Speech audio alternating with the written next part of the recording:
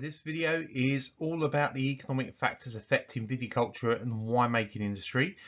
So basically what our goal is to examine those economic factors and then explain what they are and then see how they affect the winemaking industry. So just to see where we're up to in the syllabus, we're at that economic dot point, as you can see there. And today what we're going to try and be doing is looking at what these keywords mean. So when we look at competitive advantage, consumer demand, mobility of labour and capital as well. So that's what we're going to be focusing on today. So let's have a look at what we mean by economic factors. Economic factors basically means anything to do with money. Wine is big business. It makes billions of Australian dollars for the Australian economy. It employs many thousands of Australians in the industry. So wine is big business. For wine producing countries, including Australia, the industry generates export income, employment and taxation revenue. And what we mean by that, an export income, is that Australia can benefit or make money from selling their wine to other countries.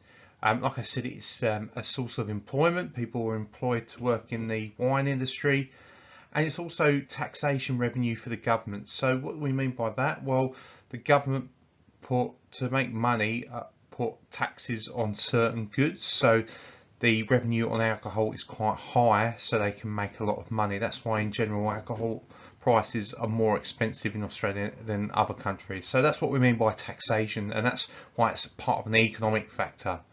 There are at least 5 main factors that influence activity within the wine industry and wine-based tourism.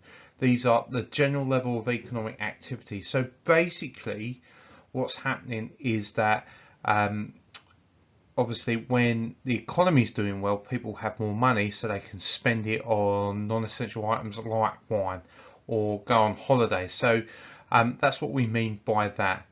Then we've got the increasing concentration of retail power. So because we've got big companies like Dan Murphy's and Woolworths who are in BWS, because they've got big buying power, they can buy lots of wine, and as a result of their buying in large numbers, they can push down the price of wine. So that's what we mean by increasing retail power. We are seeing bigger sort of suppliers, bigger and bigger shops that sell wine, and as a result they can push down the market.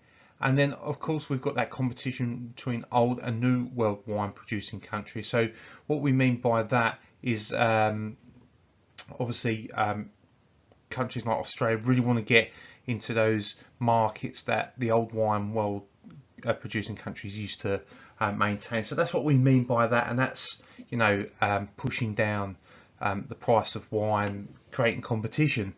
And then the fourth one, we've got branding. So that's how a bottle of wine is branded. What target market is it, you know, for? And then we've got marketing, how we are allowed to, you know, promote our the wine industry. That's what marketing means. So they're the 5, even though I've got 4 bullet points there. That's what we mean. So yeah, there's a lot of economic factors going on. There's a lot of key words as well. So that's why the wine industry has lots of economic factors. There's lots going on because Australian wine industry doesn't operate on its own. It's influenced by outside factors from Australia too. Now, talking about increasing concentration of retail power, the demands placed on winemakers by the large retailers will determine the future of the industry. So we've got people like Dan Murphy's, we've got people like BWS. What they're going to do is they want to make profit, so they're going to try and buy their wine from wineries at the lowest price possible.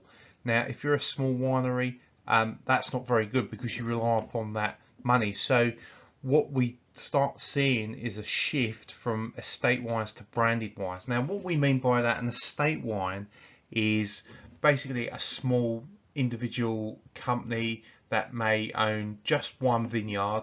It might be run by a family, and what they do, they might produce say 50,000 bottles of wine a year, Some years they might produce 45,000, but what they do, they make enough money to survive, not really interested in making profit. That's what an estate wine is. Branded wine is like a transnational corporation. It's a big company.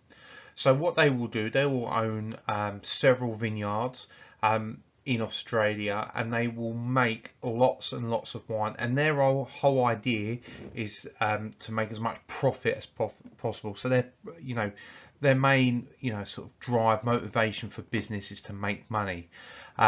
So Yellowtail is a really good example of a branded wine. And as a result, what happens, because you've got these retail giants like Dan Murphy's, they're trying to buy the wine at a cheaper price. That's only going to benefit branded wines, because people like estate wineries, they're not going to shift on their price, because that's how much their profit they're not really interested about. They want to make money to cover costs, so they're not interested in pushing down the price. So that's why we see some wineries like Tamburlaine Organic Wine, which we'll look at later on, you will not be able to buy one of their bottles in Dan Murphy's, because they sell to independent wine stores. And an independent wine store means they run their own. They're not part of a chain like Dan Murphy's and BWSR. So that's what we mean by this initiating a shift from estate wines to branded wines, and provide an opportunity for new world wines to increase their share in traditional wine markets. So that's what we mean by that. And you've got some facts and figures there. France imports less than 5% of the wine consumed by the French. In Australia, 90% of the wine is homegrown. So non-wine producing countries are the top important countries, and Australia's sort of new target market is China. So that's what we mean by increasing that retail power. It is causing a big problem. Not a problem, that could potentially cause a problem of the wine industry in the future, where you've got that sort of clash, small wineries versus big wineries, the state branded wineries. So what does wine industry has to be competitive? Well, that's a really good question. That's something that I want you to make sure you write this down and collect and write these notes about the answer, because wine industry has to be competitive because it is big business. If it fails, Australia is going to lose a good source of income. It's going to put a lot of people out of jobs. So it has to be competitive so that it can keep people employed. It can keep making money for Australia. And also it's becoming part of Australia's culture to make wine, because it's such a it gets the right climate, and Australia have done really well in promoting their products. So it's really important that they keep going. Another reason is because it's got competition from other alcoholic drinks. We've already just spoken about beer, but we've also got spirits, and because we've got an aging population, they're more likely to buy wine, but they have to start thinking about in the future and about what the younger generation are going to start drinking. And if say the spirit industry gets that target market, then you're not going to have wine drinkers in the future. So that's why it has to be competitive.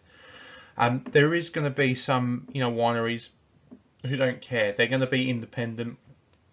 They'll sell enough, and that's it. And that's what the difference in that shift between branded and estate wineries. And the estate wineries are going to stay, because I think that's a nice sort of like part boutique wineries are really cool and trendy, and they make money for the wine industry too. So that's why the wine has got to be competitive. There's a lot of impacts from other industries, as well as the fact that within the wine industry there's a lot of competition between wineries, branded and estate wines.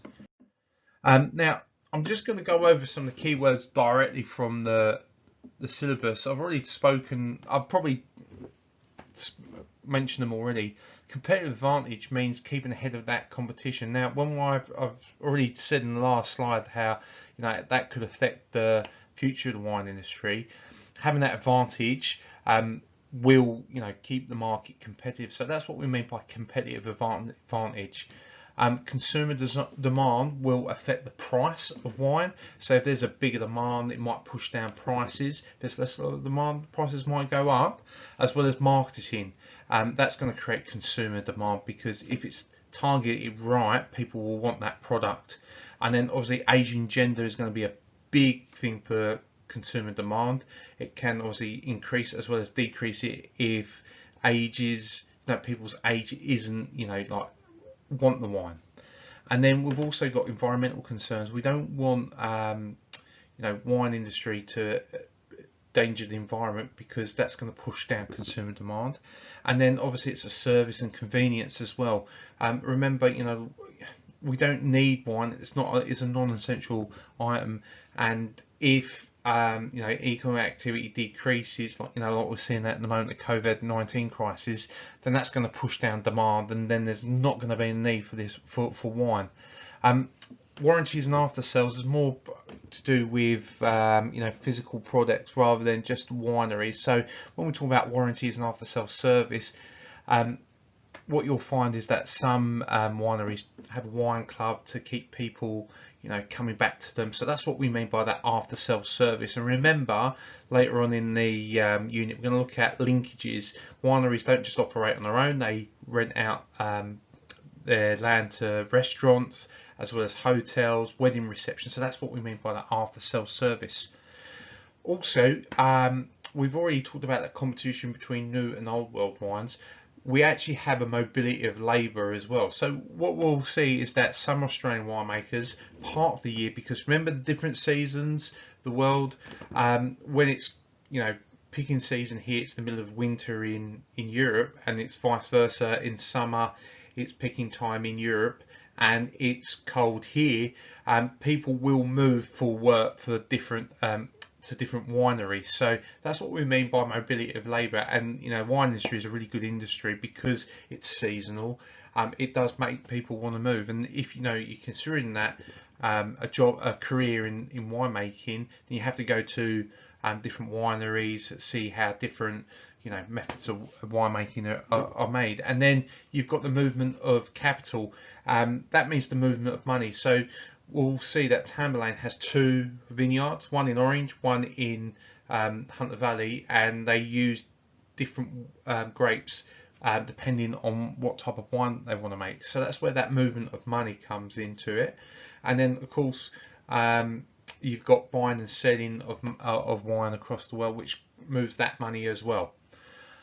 So I've gone through a lot of economic factors there. I've explained basically what the keywords from the syllabus are.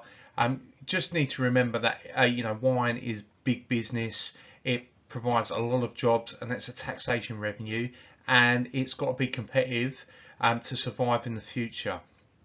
Okay, I think that's probably one of my longest videos ever. I hope you got a lot out of it. Keep trucking away. I know it's the end of the term. I hope that helps, and I hope you put some of that information into your assignment, but definitely hold it in your heads for sort of the end of year exam. All right, well done year 12. Keep chugging away. You're doing great. Thanks. Bye.